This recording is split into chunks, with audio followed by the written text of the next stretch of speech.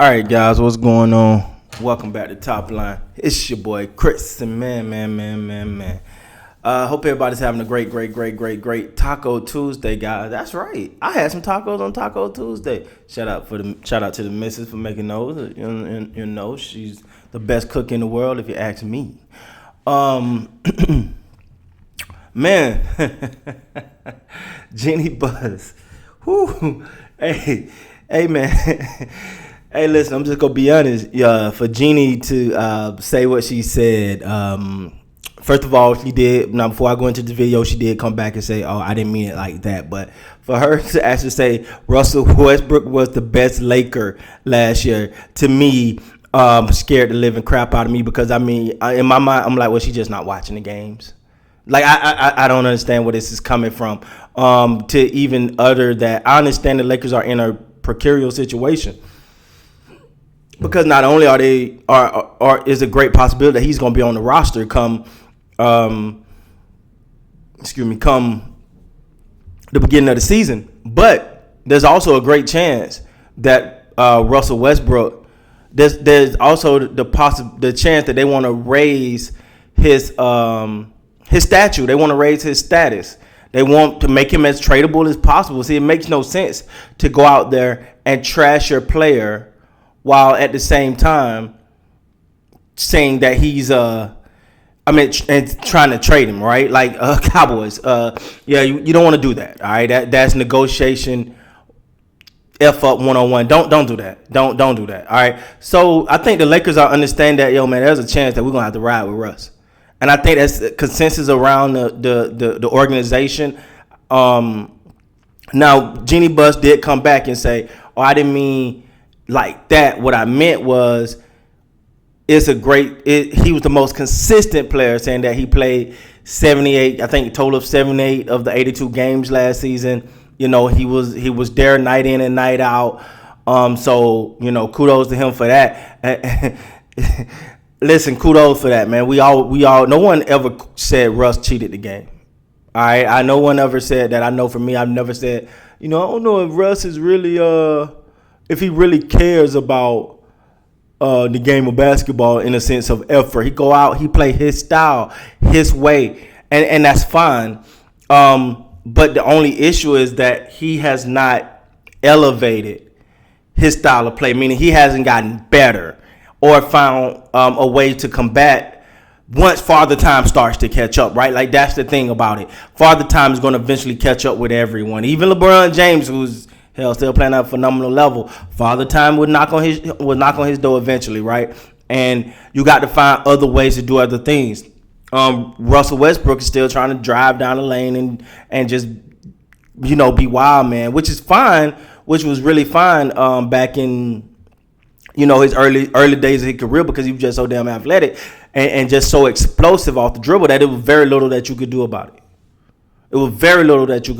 it. So, with that being said, Russ never took that step, right? Like, when you look at the greats, you look at LeBron, you look at Kobe, you look at Mike. Once that athleticism was gone, once it started to wane, they started to find other things. They started to work on other things. All right, I ain't gonna be able to do X, Y, Z, but I'm gonna do this. I ain't gonna be able to do this, but I'm gonna do this. You know what I'm saying? Find a way to make the game better for them, make themselves better for the game and evolve. And I think that's what Russell Westbrook, you know, what he's failed to do. And I think that's where some of his criticism come from. Now, the Lakers are doing a lot of Russell Westbrook selling lately. I'm not even going front. They've been selling Russell Westbrook lately. You know, Darvin Ham has been adamant about being happy to have him on the team. And, they're gonna put out a specific role for Russell Westbrook coming in the upcoming season. Oh, he's excited. Russell Westbrook is, you know, he's gonna sacrifice certain things for the Lakers to be a better team. It's all about the team, and you hear now him and Patrick Beverly are contacting each other. They're fine. There ain't nothing gonna get in the way of these two. Nothing. I get it, man. I get it. You can try to sell that to us all you want to, but okay, so you say he's going to do something different. That's fine. I think, first of all, I'm not a Russ hater. All right. I've said it multiple times. You know what, man? Hey, when Kobe left, Russ was my favorite player for a while because I was like, yo, this guy give you 110. I love players that give you 110% night in and night out. But eventually, once that, I mean, I appreciate the effort, but eventually the results got to come with it. You know what I'm saying? And the results are not coming with it far as winning. Like, see, in other stops along his career, you go, oh, okay, well, you didn't expect Washington to win. You didn't expect OKC to really do much once Kevin Durant left. So that was fine. You went to Houston with James Harden, didn't really work out, and you kind of, okay, who we blaming that on? However you want to see that. But when you playing for the Lakers, love them or hate them, the expectation is to win. And they're looking at it from when it's not Lakers' fault, Laker Nation's fault that they're seeing action. They've seen guys that have put in the extra work, that grinds, that work, that got to the top of that mountain through the sheer effort and sweat, blood, tears to fight to get to that level and stay there and show up. There was no greater example of that than Kobe. So that's what the Lakers are coming from.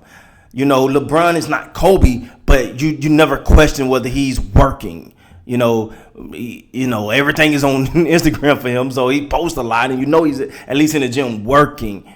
You know what I'm saying? Like me, I would like to see him work from the free throw line a little bit more. I want to see him there. I'm not saying he's not, but I just want to see more of the free throw line. That to me, I appreciate the work, but I want to see you work. I like to see players working on weaknesses, man.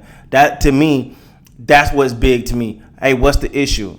All right, cool. This the issue. How do we work on it? How do you work on it? How you get better? So that's my thing, man. Now, Jeanie saying that he was the best Laker last year obviously was a misspoke. She misspoke to the point where the interviewer had to contact her and say, hey, Jeanie, did you mean to say Russell Westbrook was the best Laker last year?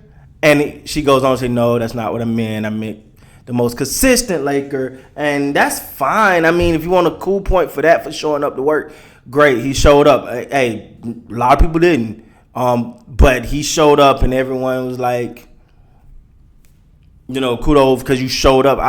I'm sorry. I'm not a show up guy. I'm a results guy. I'm an engine. I'm an effort guy.